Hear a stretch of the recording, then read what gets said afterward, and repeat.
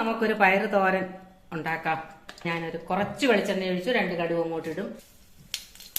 നമ്മുടെ പയറിടുവാണ്. പയറ് തോരനുള്ള പയറാണ് ഈ ഇടുന്നത്.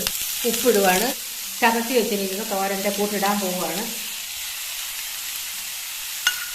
തേങ്ങ, അല്പം മഞ്ഞപ്പൊടി, അല്പം മുളക് പൊടി, 2 ജീരകം, ഒരു അല്ലി വെളുത്തുള്ളി, ഇത്രയും മതി. കറിവേപ്പില ഞാനിത് ചതച്ചിട്ടുണ്ട്, ചേർത്തിട്ടുണ്ട്. നമ്മൾ അരകല്ലിലാണ് ഞാൻ തോരനൊക്കെ ചതയ്ക്കുന്നത്. പയർ തോരനായതുകൊണ്ട് നമ്മളൊരു ശകലം വെള്ളം ഇതിന് ചേർക്കുന്നുണ്ട്. 5 മിനിറ്റ് നമ്മൾ അടച്ചു വയ്ക്കുക. അത് കഴിഞ്ഞ് നമ്മൾ തുറക്കുക. അപ്പം ഞാൻ നമ്മുടെ ഗ്യാസിൽ ഹൈ ഫ്ലെയിമിലാണ് വെച്ചത്. കറക്റ്റ് 5 മിനിറ്റായി. 5 മിനിറ്റിൽ നമുക്ക് നമ്മുടെ പയർ തോരൻ തുറന്ന് നോക്കാം.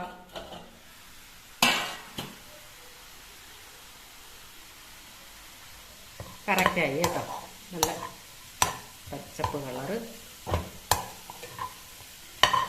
പയർ തോരൻ റെഡി.